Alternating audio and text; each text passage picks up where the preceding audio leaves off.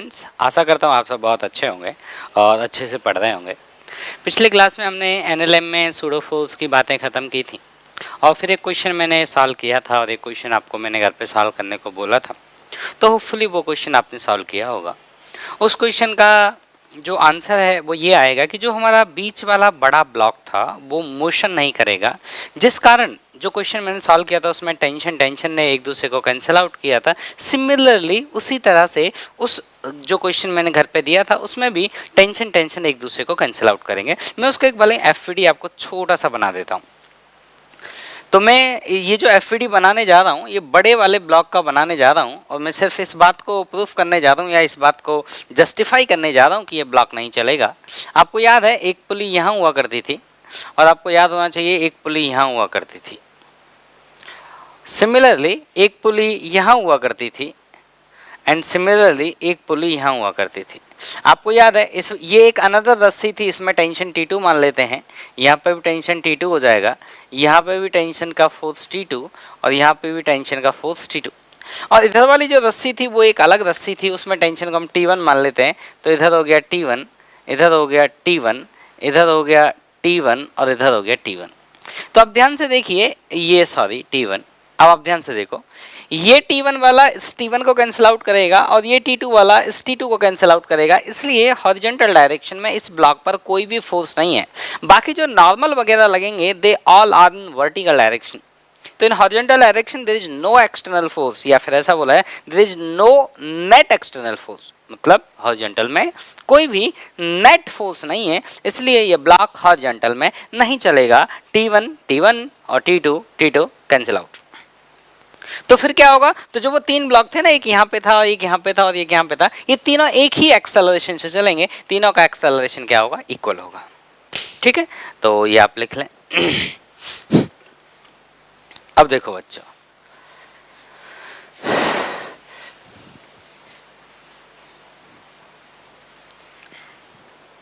अब देखिए, अभी तक जो हमने देखा वो थोड़ा सा रिलेटिवली बहुत इजी पार्ट था। अभी एक मॉडरेट पार्ट जो है इस चैप्टर का वो हम देखने जा रहे हैं। बहुत टफ कुछ होता नहीं है इस चैप्टर में, ठीक है। अगर आप सिस्टमेटिकली समझेंगे तो जितना अभी तक आपने पढ़ा वो सब आपको बहुत आसान लगा होगा, क्योंकि होता ही आसान है। अगर आप उसे सिस्टमेटिक पढ़ेंगे तो कभी भी कोई चीज़ दिक्कत नहीं करेगी। आगे वाली चीज़ है उसको बहुत धीमे धीमे समझना है। और मैं अब देखिए, आगे वाली चीज़ जो मैं पढ़ाने जा रहा हूँ उसको उन्हीं शब्दों में समझना है जैसे मैं बोलूँगा। हो सकता है आपको वो चीज़ कुछ और तरह से आती हो, तो आप उस चीज़ को साइड रखिएगा। मैं जो चीज़ सिखाऊंगा और जिस तरह से सिखाऊंगा, मैं सारे सॉल्यूशन, सारे क्वेश्चंस के सॉल्यूशन मैं उसी तरह से आपके सामने करूंगा। तो हमें कोई एक प्रॉपर मेथड या एक प्रॉपर प्रोसीजर सीख लेना चाहिए जिससे हम सभी सवालों को सॉल्व कर पाएं। ठीक है, तो सुनिएगा। तो अब जो हम पढ़ने जा रहे हैं आगे वो है कंस्ट्रेन्ड मोशन। ठीक, तो कंस्ट्रेन्ड मोशन,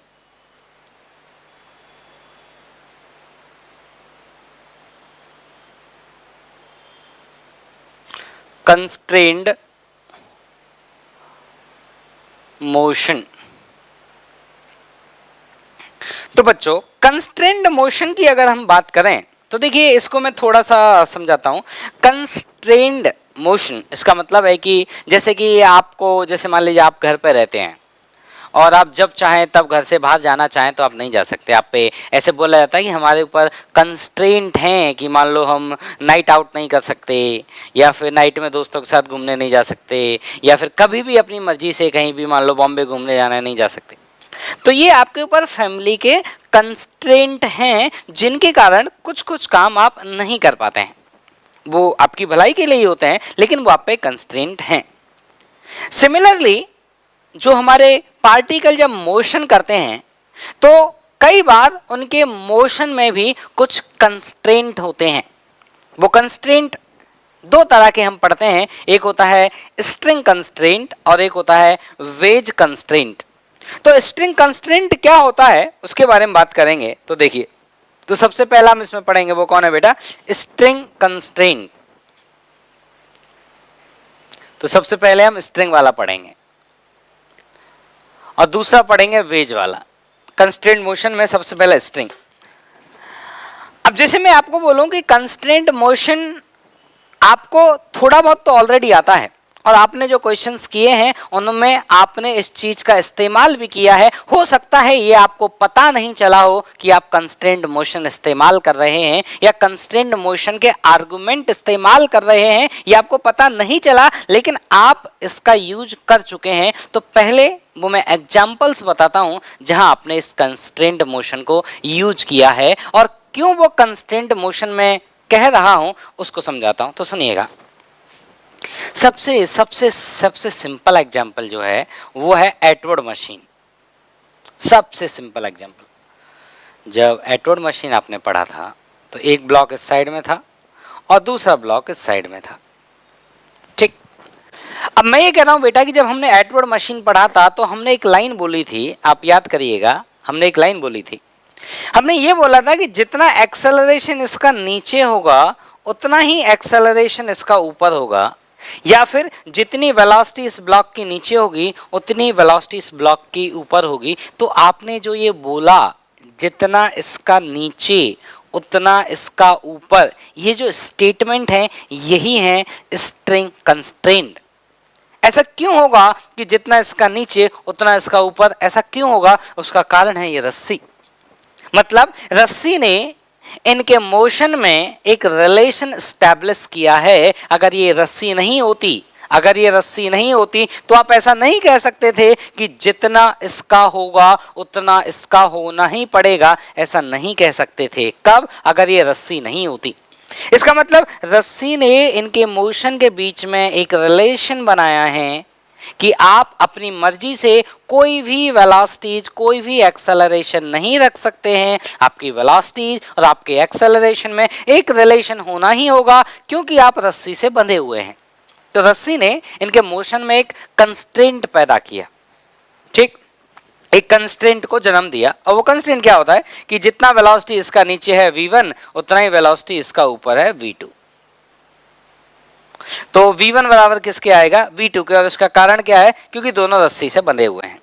तो देखो, स्ट्रिंग कंस्ट्रेंट जब हम पढ़ते हैं, पहले मैं इसके यहाँ पे एक अजम्पशन बता देता हूं किन किन अजम्पशंस में हम काम करते हैं।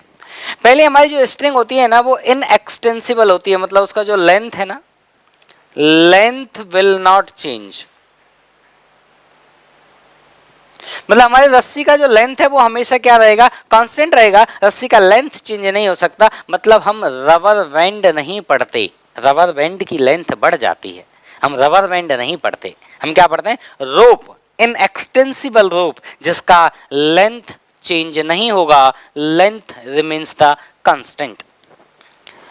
और तो पहला अजम्पशन ये होता है, या फिर हम ये बोले कि स्ट्रिंग कंस्ट्रेंट के आर्गुमेंट हम तभी यूज करते हैं जब ये दो कंडीशन सेटिस्फाई होती हैं। पहला कंडीशन है length will not change with time. किसका लेंथ? रस्सी का लेंथ, स्ट्रिंग का लेंथ, रोप का लेंथ, एक ही मतलब है। दूसरा point, tension, rope is not slack, rope is not slack. Slack मतलब ढीला। जैसे आप एक रस्सी लीजिए और उसको धरती पे फेंक दीजिए तो रस्सी धरती पे ऐसे पड़ी रहती है, ऐसे टेढ़ी मेढ़ी, तो उसको बोलते हैं स्लैक रोप। टॉट रोप मतलब एकदम खिंची हुई।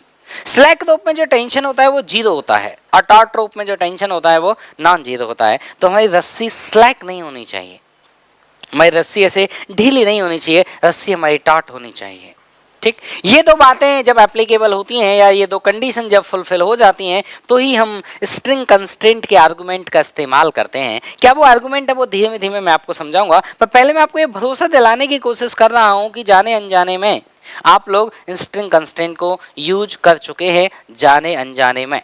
तो एक तो ये था, यहाँ पे आपकी रस्सी टॉट थी, लेंथ हमारी रस्सी की कांस्टेंट होती थी और आप ये बोलते थे कि जितना इसका वेलोसिटी नीचे उतना ही इसका वेलोसिटी ऊपर। एंड सिमिलर स्टोरी, जितना एक्सेलरेशन इसका नीचे उतना ही इसका एक्सेलरेशन ऊपर। तो ये जो कहते थे आप a1 equal to a2, v1 equal to v2, ये किस कारण कहते थे? क्योंकि ये रस्सी के कारण बंधे हुए हैं, इनका मोशन अपनी मर्जी से कुछ नहीं हो सकता है, ये कंस्ट्रेंड हैं, इन पे कंडीशंस इंपोज हैं कि इन वैल्यूज को बराबर ही होना पड़ेगा। जैसे आप पे कंस्ट्रेंट होता है ना कि आप नहीं जा सकते एक बाहर घर से अपनी मर्जी से, कंस्ट्रेंट। तो इनके मोशन पे भी कंस्ट्रेंट है। किसके कारण है वो कंस्ट्रेंट? इस रस्सी के कारण है, ठीक। और एग्जांपल देता हूं जहां पे आपने इस चीज को यूज किया है। पहले स्ट्रिंग कंस्ट्रेंट के एग्जांपल देता हूं मैं।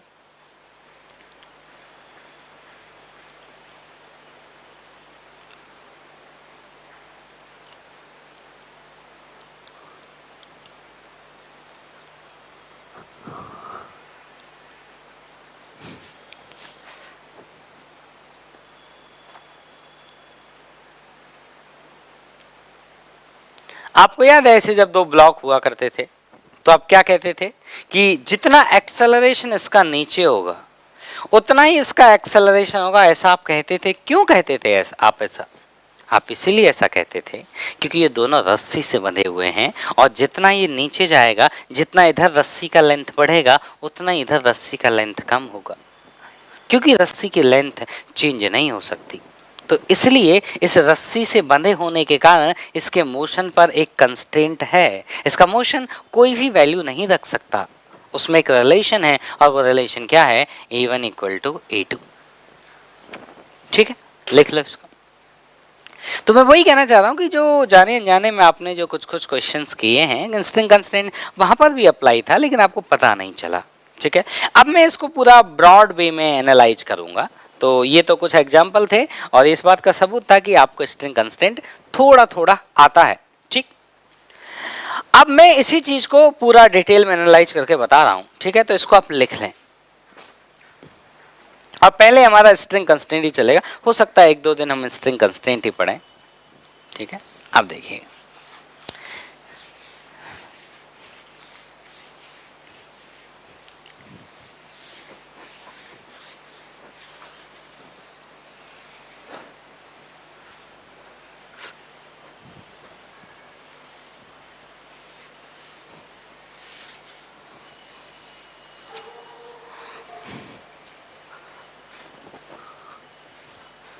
सुनो बच्चों, स्ट्रिंग कंस्ट्रेंट में कहानी ये है, सबसे पहले हम लेंगे इसमें तीन केस हम इसमें पढ़ेंगे। पहला है केस 1। ठीक, केस 1 में हमारा ये है कि जो पुली है, पुली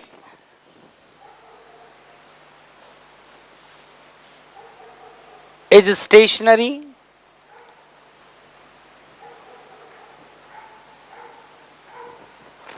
and ropes are parallel।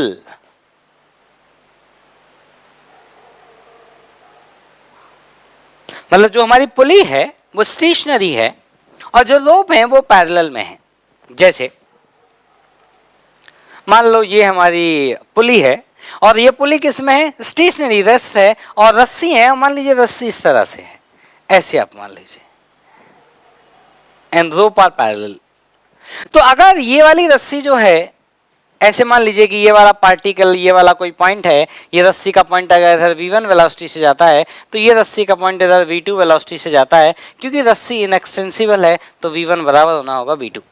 मैंने डायग्राम थोड़ा टेढ़ा करके इसलिए बनाया है क्योंकि बच्चे के दिमाग में बस यही पोजीशन नहीं सेट होना चाहिए कि इनको वर्टिकली होना जरूरी है। इनको वर्टिकल होना जरूरी नहीं है, इनको हॉरिजॉन्टल होना भी जरूरी नहीं है, इनको पैरेलल होना जरूरी है।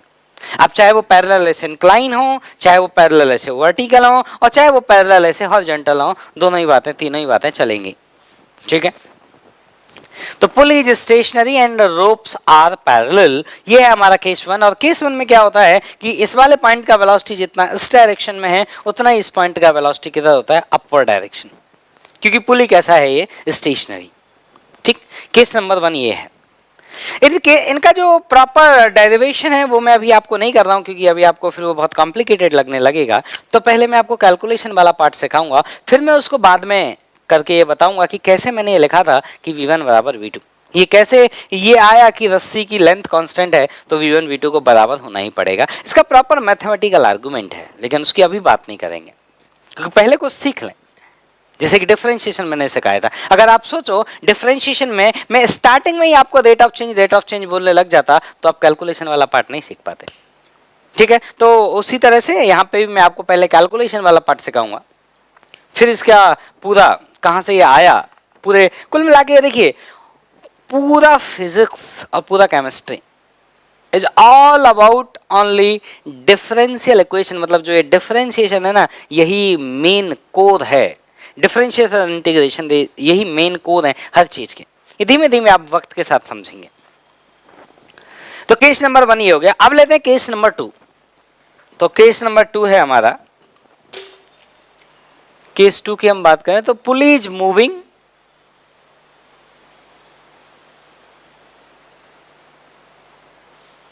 एंड रोप्स आर पैरेलल, मतलब जो पुली है वो भी चल रही है। और अच्छी बात यह है कि जो पुली का जो वेलोसिटी है ना, वो रोप्स के अलोंग ही है। मतलब हम इस वाले केस को डील कर रहे हैं कि मान लो पुली का वेलोसिटी इस डायरेक्शन में है v1, वेलोसिटी पुली को vp बोल देते हैं, और इस रस्सी जो है ये रोप्स जो पैरेलल हैं, और इस वाले पॉइंट का वेलोसिटी इधर मान लेते हैं v1 है, और इस वाले पॉइंट का वेलोसिटी इधर मान लेते हैं v2 है। तो ये पुली का वेलोसिटी है। अब आप ध्यान से देखो, जिस डायरेक्शन में पुली का वेलोसिटी है उसी डायरेक्शन में कौन है, v1 एंड v2। अब कई बार आपको ऐसे सवाल देखने को मिलेंगे जिसमें इस वाले पॉइंट की वेलोसिटी ऊपर ना होकर नीचे होगी, तो उसको फिर कैसे डील करेंगे। तो देखो एक बात समझो मेरी, एक मैं जनरल बात बताने जा रहा हूं जो इस कंस्ट्रेंट मोशन में नहीं, आप कहीं भी उसे अप्लाई कर सकते हैं। देखो, अगर कोई वेक्टर इस डायरेक्शन में 5 है तो उस वेक्टर को इस डायरेक्शन में at least for the calculation purpose में क्या बोल सकता हूं, -5। मेरे शब्द बहुत ध्यान से सुनिएगा, at least for the calculation purpose we can write this vector as this vector. मतलब ये दोनों ही चीजें एक जैसी हैं, both are identical things, both are identical things, ये दोनों ही एक जैसी चीजें हैं। एटलीस्ट फॉर, हाँ, फिजिकल सिग्निफिकेंस विजुलाइज करने में दिक्कत हो सकती है, तो मैं वो कह ही नहीं रहा, मैं ये कह रहा हूं कि at least for the calculation purpose they are the similar things. तो अगर किसी सवाल में मान लो इस डायरेक्शन में इसकी वेलोसिटी दे रखी हो मान लो 10, तो आप उसे ऊपर करके -10 कर लेना, ठीक। मतलब आपको यह ध्यान देना है कि पुली और रस्सी के दोनों एंड पॉइंट, इनकी वेलोसिटी सेम डायरेक्शन में होनी चाहिए। तो यहां पे मैं एक स्टार मार्क लिख रहा हूं, direction of velocities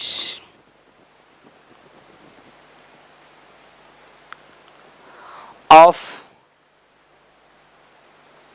direction of velocity of pulley and and points of the rope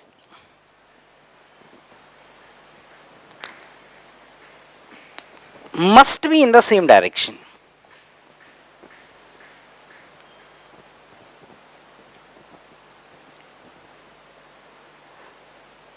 ठीक है, तो अगर वो सेम डायरेक्शन नहीं है तो हम क्या करेंगे, तो तरीका बताया ना आपको, जो इधर 5 है उसको इधर -5 कर लेना ना, तो क्या दिक्कत है। वो राइट में 5 है तो उसको लेफ्ट में क्या लिख लेना, -5, अगर आपको लेफ्ट में डायरेक्शन चाहिए तो। अब अगर आपने ये कंडीशन को सेटिस्फाई कर दिया, तो मैंने माना पुली का वेलोसिटी ऊपर है तो इसका भी ऊपर, इसका भी ऊपर। अब सोचो पुली का नीचे होता, इन दोनों को ऊपर होता, तो हम क्या लिखते हैं, इसको इधर लिख देते -v1, उसको इधर लिख देते -v2। कुल मिला के आपको ध्यान ये देना है कि रस्सी के एंड पॉइंट और पुली, इनका वेलोसिटी सेम डायरेक्शन में होना चाहिए। अब आपको एक रिलेशन लिखना होगा कि जो पुली का वेलोसिटी है bp, वो बराबर होगा v1 + v2/2। और जो ये वेलोसिटी है पुली का vp, ये किसके रिस्पेक्ट में है, ये ग्राउंड के रिस्पेक्ट में है। v1 ग्राउंड के रिस्पेक्ट में है और v2 ग्राउंड के रिस्पेक्ट में है, ठीक है। तो ये था हमारा दूसरा केस, जिस केस में हमारी पुली मूविंग थी और हमारे रस्सी के दोनों एंड पॉइंट भी मूविंग थे। अब मान लो, अब देखो कई बार हमें ऐसे सवाल मिलेंगे, इसको ऐसे जैसे मैं इसको मेरे हाथ से पकड़ लूं और मान लो मेरे हाथ को मैं जाने ही नहीं दूं, तो इस पॉइंट की वेलोसिटी क्या हो जाएगी, 0, ठीक है। एक रिलेशन में आपको और बताता हूं, फिर मैं इन तीनों से रिलेटेड आपको क्वेश्चन समझाऊंगा। एक रिलेशन और है, केस नंबर 3। तो केस नंबर 3 सुनना बेटा, जो मैंने अभी ये लिखा था ना, bp = v1 + v2/2, 90% क्वेश्चन इसी फॉर्मूले से होंगे। 10% क्वेश्चन में केस 3 आएगा। केस 1 तो आसान ही था, जो आपको पहले से ही आता था, और केस 3 जो है उसके भी क्वेश्चन होंगे, लेकिन बहुत ज्यादा नहीं होंगे। हाँ, अच्छे क्वेश्चन जो होंगे वो मोस्टली केस 3 को बिलोंग करेंगे, ठीक है ना। लेकिन काफी हद तक केस 2 हमारा काम कर देगा। अब चलते हैं बच्चों केस 3 की तरफ। Pulley is moving and ropes are parallel. ठीक, मतलब एक पुली है हमारी, रोप्स आर, हाँ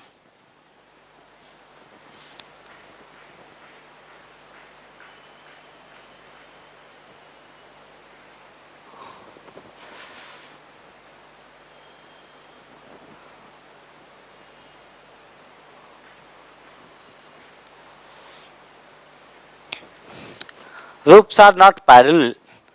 अगर वो पैरेलल नहीं है मतलब उनके बीच में कुछ एंगल है।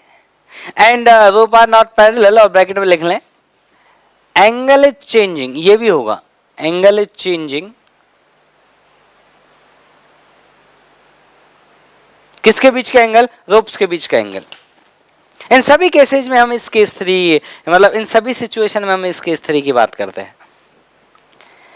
अब कहानी ये है कि आप ये समझो, अब देखो एक चीज मेरी बात बहुत ध्यान से सुनना, इसमें एक अजम्पशन आपको हमेशा लेना होता है, size of pulley is negligible.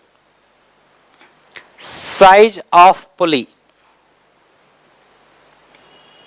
Size of pulley is negligible.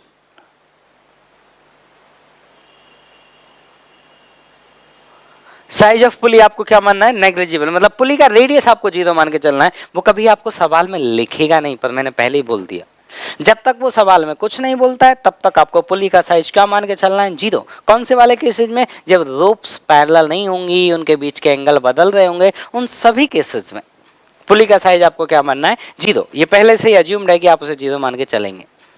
ठीक, आप सुनना। हाँ, अगर वो ये बोले कि कुछ साइज है तो साइज ले लेंगे, और कुछ नहीं बोला है तो 0। अब कैसे करेंगे इस वाले केस को डील? अब ये वाला केस डील करने के लिए आपको रिलेटिव मोशन आना चाहिए। तो इसमें भी मैं 2 केस बना सकता हूं, एक पहला और एक दूसरा। पहला, अगर मान लो पुली रेस्ट में है, केस 3 में भी पहला मैं बना रहा हूं, मान लो पुली रेस्ट में है, ये पुली रेस्ट में है। ठीक, पुली रेस्ट में है तो आपको बिना रिलेटिव के काम हो जाएगा, लेकिन अगर पुली मोशन में होगी तो आपको रिलेटिव मोशन वाला चैप्टर देखना ही पड़ेगा, तो ही चीज समझ आएगी, क्योंकि मैं रटा नहीं सकता। ठीक, और ये है वेलोसिटी इस एंड पॉइंट का v1, और let's say that angle is θ1। मतलब उस एंड पॉइंट का जो वेलोसिटी है ना, वो किसी भी डायरेक्शन में हो सकता है, आर्बिट्ररी। हाँ, लेकिन स्ट्रिंग कंस्टेंट में जो अजम्पशन मैंने लिखे थे वो अभी भी फॉलो होने चाहिए। रोप इनएक्सटेंसिबल, मतलब लेंथ कांस्टेंट है, और रोप स्लैक नहीं होना चाहिए, रोप स्लैक नहीं होना चाहिए। और ये मेरा पॉइंट है, इस पॉइंट का जो वेलोसिटी एस डायरेक्शन वो है v2,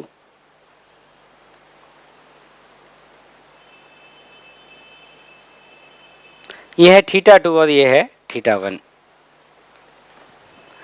और ये पुली हमारी रेस्ट में, तो जब ऐसे केस होंगे जब पुली रेस्ट में होगी, रोप्स पैरेलल नहीं होंगी, उनके एंगल्स बदल रहे होंगे, ऐसी सिचुएशन में आप क्या करिएगा? इस एंड पॉइंट की वेलोसिटी का कंपोनेंट करिएगा अलोंग द लेंथ। तो मैं यहां लिख रहा हूं, बहुत इंपॉर्टेंट लाइन लिख रहा हूं मैं, कंपोनेंट्स, इसको थोड़ा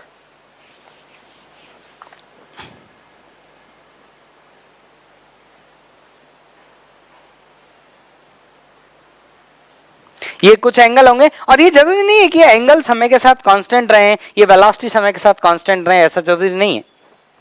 देखो एक बात सुनो, फिजिक्स में जितने भी लॉ अप्लाई किए जाते हैं, और लॉ अप्लाई करने के बाद हम एक मैथमेटिकल इक्वेशन फॉर्मुलेट करते हैं, तो जितने भी लॉ लगाए जाते हैं या तो वो किसी इंटरवल के लिए लगाए जाते हैं, और या फिर वो किसी इंस्टेंट के लिए लगाए जाते हैं। जैसे ut plus half a t square एक इंटरवल के लिए लगाया जाता है, v equal to u plus a t एक इंटरवल के लिए लगाया जाता है, s equal to u t half a t square, v square u square 2as, s equal to u plus B by 2 into 2, ये जितने भी ये हैं ये किस में लगाए जाते हैं? एक इंटरवल में लगाए जाते हैं।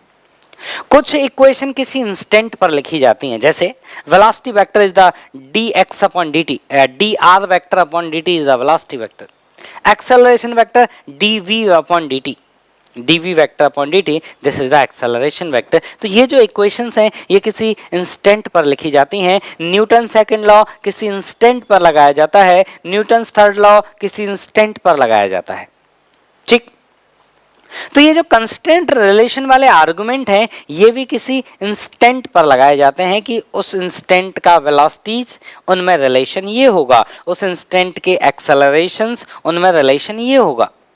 तो जब हम न्यूटन सेकंड लॉ लिखते हैं तो न्यूटन सेकंड लॉ किसी इंस्टेंट पर लगाते हैं और जिस इंस्टेंट पर हम न्यूटन सेकंड लॉ अप्लाई करते हैं उसी इंस्टेंट का हमें फोर्स लेना होता है, उसी इंस्टेंट का एक्सेलरेशन लेना होता है। अगले इंस्टेंट पर जब हम न्यूटन्स लॉ लगाएंगे तो उस अगले इंस्टेंट पर क्या फोर्स है उसको लेंगे और अगले इंस्टेंट पे क्या एक्सेलरेशन है उसको लेंगे। कौन सी इक्वेशन में? F = ma वाली इक्वेशन में।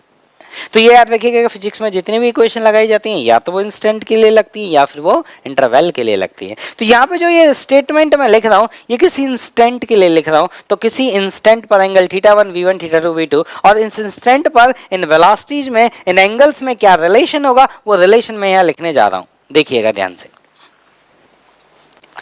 तो जो वो रिलेशन है बेटा वो रिलेशन ऐसे है कि components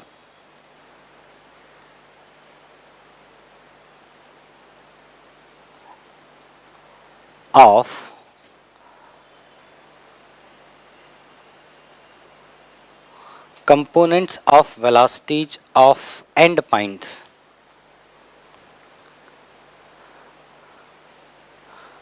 along the length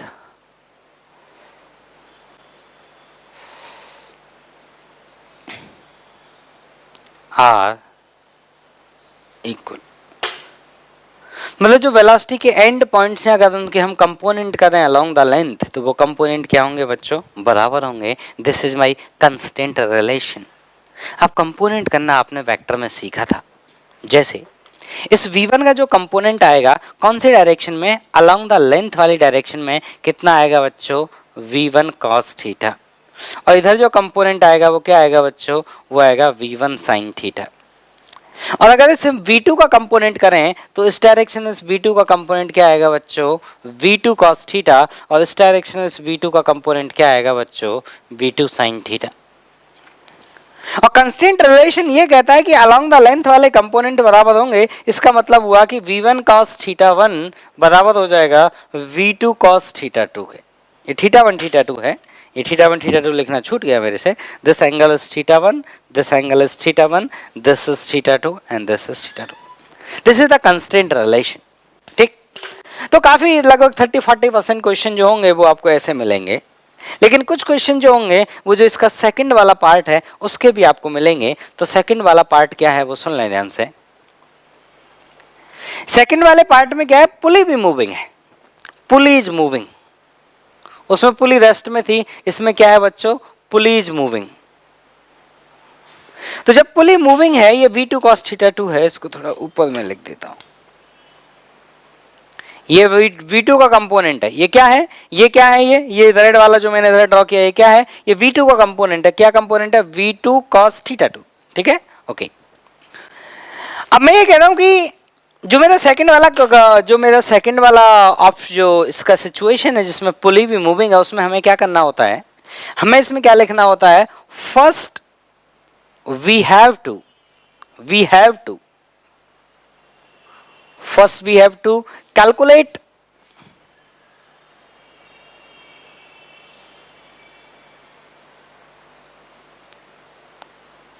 velocities of end points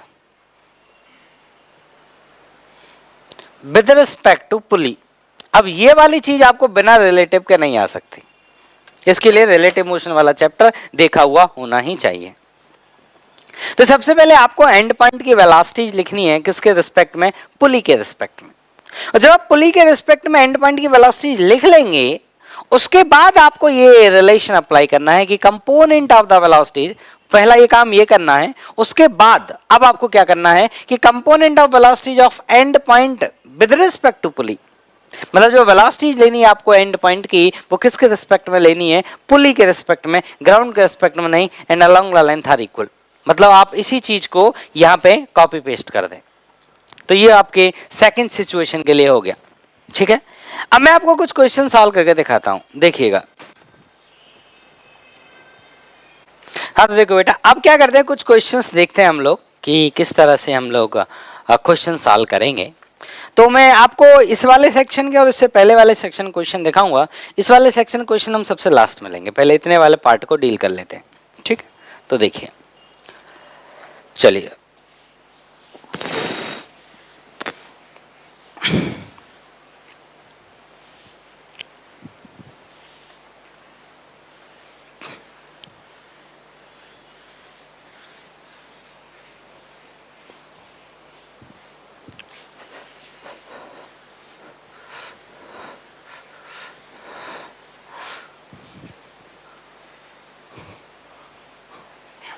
देखो बेटा, अब सुनिएगा ध्यान से।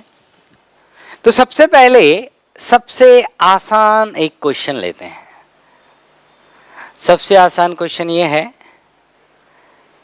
कि ये हमारी रस्सी है और ये अर्थ है, अर्थ से रस्सी को फिक्स कर दिया गया है और ये पुली को ऊपर के डायरेक्शन में खींचा गया है। मान लेते हैं पुली का जो वेलोसिटी है वो है 5 मीटर पर सेकंड और यहां एक ब्लॉक है और उस ब्लॉक का कुछ मास है अपना, और हमसे पूछा गया है कि बताइए इस ब्लॉक का जो वेलोसिटी होगा अपवर्ड v वो कितना होगा। ये हमारा क्वेश्चन है। ठीक, सबसे आसान क्वेश्चन है इस चैप्टर का। अब बताइए क्या आएगा, सॉल्व करो सभी बच्चे। तो देखो बच्चों, मैं बताता हूं। देखो अब इन सवाल को करने का वही तरीका अप्लाई करें जो मैंने आपको सिखाया है। हो सकता है कुछ बच्चों को एक और तरीका आता हो, मैं बोलूंगा आप पहले वही तरीका सीखें जो मैं सिखा रहा हूं, क्योंकि आपको पूरा सब्जेक्ट सिखाना मेरी जिम्मेदारी है। तो आपको मेरे हिसाब से सीखना चाहिए। हाँ, अगर आप नहीं सीखेंगे तो उसके लिए फिर मैं जिम्मेदारी लेता हूं, ठीक है, लेकिन आप उसी हिसाब से चलिए जिस हिसाब से मैं आपको चलाना चाहता हूं। ठीक है, और मैं जितने भी क्वेश्चन सॉल्व करूंगा आपको मैं इसी मेथड से, जितना मैंने ये लिखा बोर्ड पे अभी, मैं इन्हीं बातों को यूज करके आप जो क्वेश्चन मेरे से पूछेंगे वो क्वेश्चन मैं करके बताऊंगा, सिर्फ इन्हीं बातों को यूज करके। तो क्वेश्चन ये है कि इस वाले पॉइंट की वेलोसिटी कितनी है, 0, और इस वाले पॉइंट की वेलोसिटी कितनी है, v। जितना वेलोसिटी ब्लॉक का होगा उतना ही वेलोसिटी रस्सी के एंड पॉइंट का होगा, क्योंकि रस्सी का एंड पॉइंट और ब्लॉक तो एक साथ साथ है, दोनों ऐसे चिपके हुए हैं। तो जो वेलोसिटी ब्लॉक का है वही वेलोसिटी रस्सी के एंड पॉइंट का है। तो हम क्या इक्वेशन लिखेंगे, हम लिखेंगे v प्लस 0/2 दैट इज 5। तो यहां से v का जो वैल्यू आया बच्चों वो कितना आया, 10 मीटर पर सेकेंड। लिख लो, ठीक, ओके। नेक्स्ट क्वेश्चन,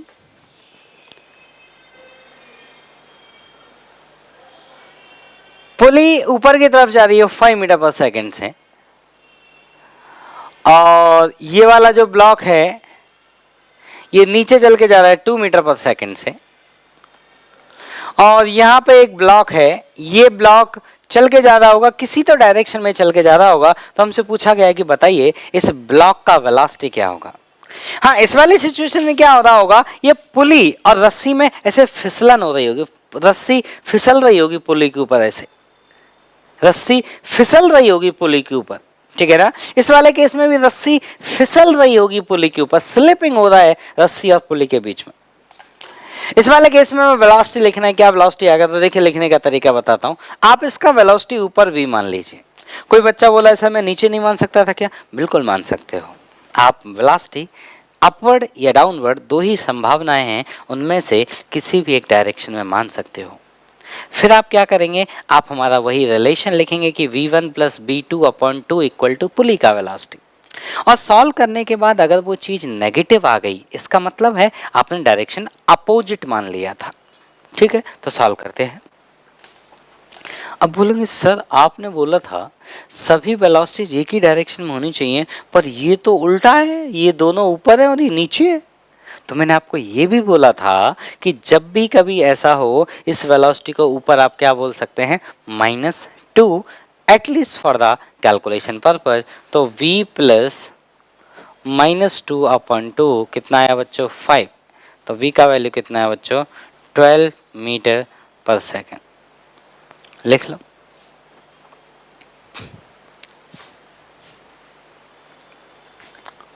लिख लो सभी बच्चे।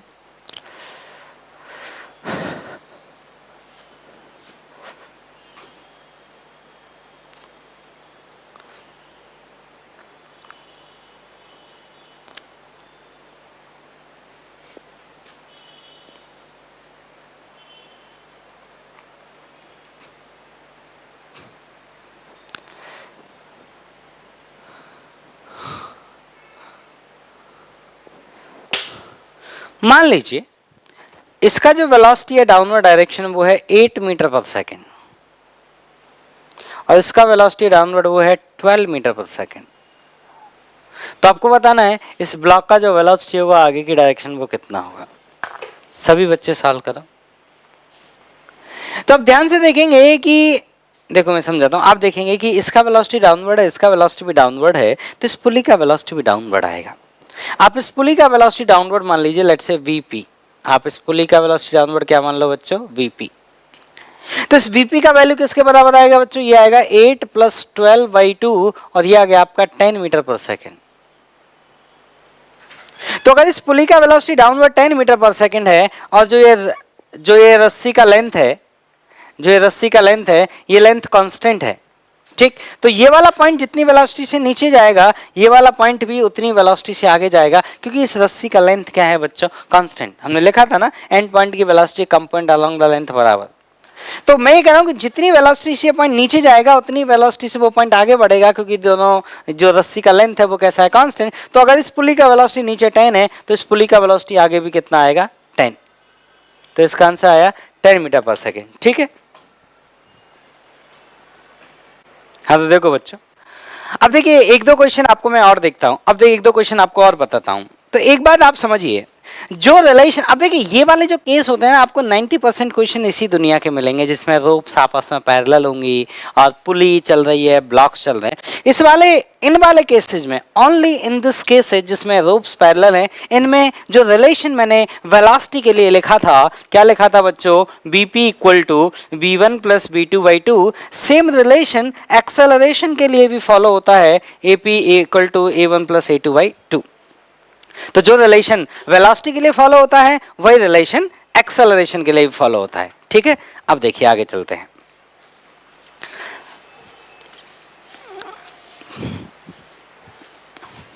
तो मैं खूब क्वेश्चन कराऊंगा, आप चिंता ना करो इनकी, पर आपको ये सारे क्वेश्चन बिना देखे एक बार खुद से भी करने पड़ेंगे। ये याद रखना, ये चैप्टर है, ये जो टॉपिक मैं पढ़ा रहा हूं, ये टॉपिक ऐसा है कि अगर आप इसको सीरियसली नहीं लिए तो ये टॉपिक आपको परेशान करता रहेगा और ये चीज हमें आगे आने वाले हर चैप्टर में काम आएगी। तो मैं क्वेश्चन एक बार करा रहा हूं, इन्हीं क्वेश्चन को आप बिना देखे एक बार खुद से जरूर करेंगे, ठीक है। ओके, अब देखिए कुछ क्वेश्चन मैं आपको और कराता हूं। क्वेश्चन ये है कि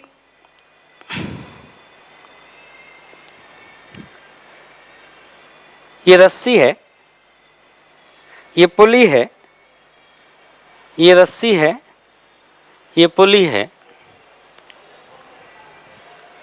ये ब्लॉक है और ये एक ब्लॉक है और इस ब्लॉक का जो वेलोसिटी डाउनवर्ड वो है 6 मीटर पर सेकेंड और हमें ये बताना है कि इस ब्लॉक का जो वेलोसिटी होगा v अपवर्ड वो कितना होगा। आप सभी बच्चे ट्राई करो, तब तक मैं एक क्वेश्चन और लिख लेता हूं।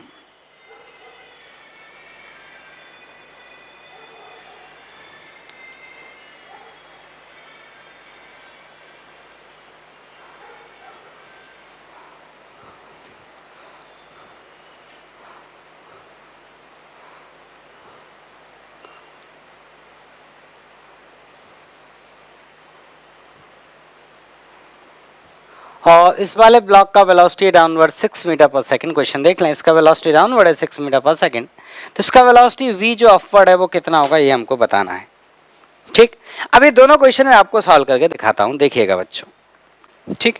इसके बाद में ओके बाकी क्वेश्चन लेते हैं इसके बाद में, पहले इनको देखते हैं। देखो अब देखो मेरे शब्द बहुत ध्यान से सुनना।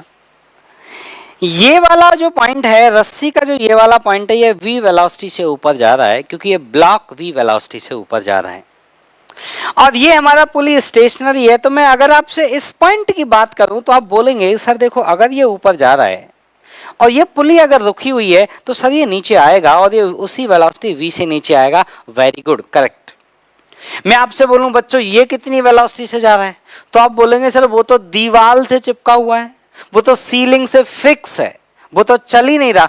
बिल्कुल सही बात है, वो चल ही नहीं रहा। इसकी वेलोसिटी क्या है बच्चा, 0। तो 0 + v/2 इस पुली का वेलोसिटी आएगा और इस पुली का वेलोसिटी कितना आएगा, जितना इस ब्लॉक का वेलोसिटी है। क्यों, सुनना, ये जो रस्सी है ये जो रस्सी है, इस रस्सी का जो ये पॉइंट है, ये पुली से अटैच्ड है, तो जो वेलोसिटी इस एंड पॉइंट की होगी, इस वाले पॉइंट की होगी, इस वाले पॉइंट की, वही वेलोसिटी इस पुली की होगी।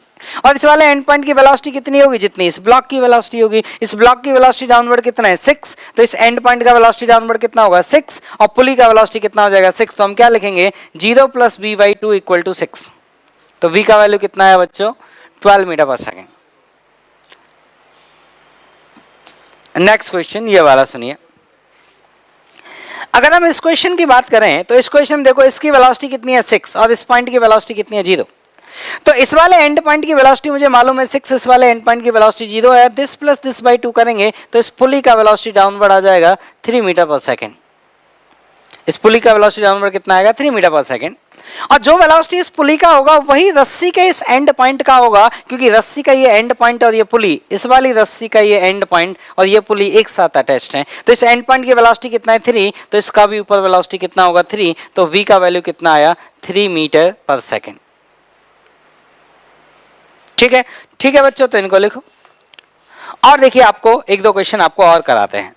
ठीक है, देखिए ये क्वेश्चन आपको खुद से करने पड़ेंगे एक बार घर पे, तो ही इन पे कमांड आएगा, अदरवाइज परेशान करेगा ये आपको।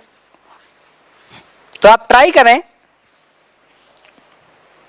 चलिए, और देखो बच्चों, अब एक क्वेश्चन मैं आपसे पूछता हूं। अब इस क्वेश्चन में आप लोग सामने होते बहुत मजा आता, क्योंकि इसमें एक कॉमन गलती होती है जो बच्चे करते हैं। कई सारी तरह तरह की गलतियां करते हैं। क्या एक कॉमन गलती है वो मैं बता दूंगा, उसके बाद भी कई तरह तरह की गलतियां करते हैं।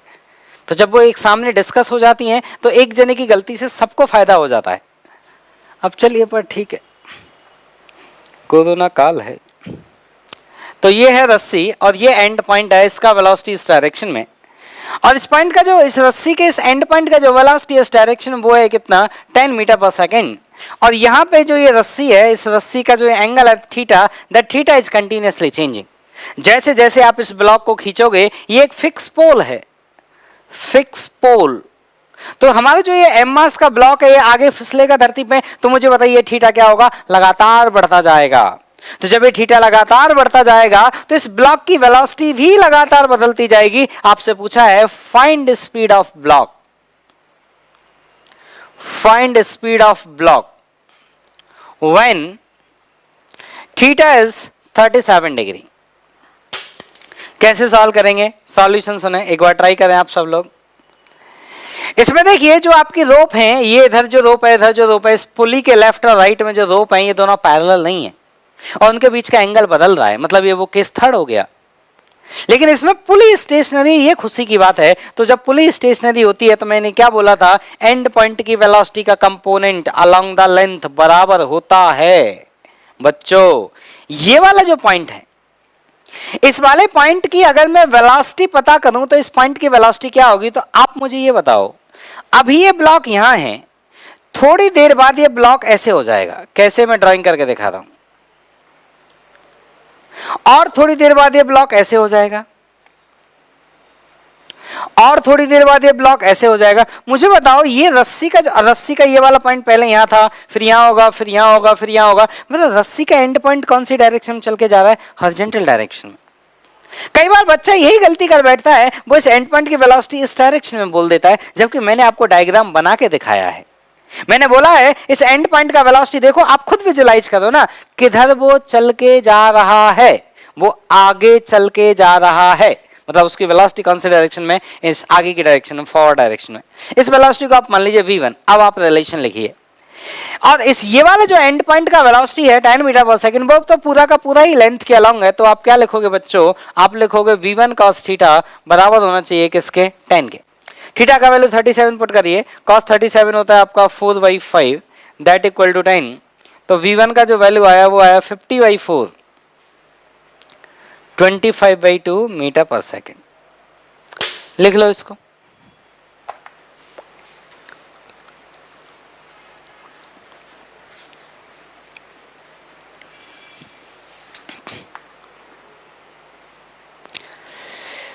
नेक्स्ट क्वेश्चन देखिएगा, कुछ एकदम ऐसा ही क्वेश्चन है, बस डायग्राम थोड़ा अलग है।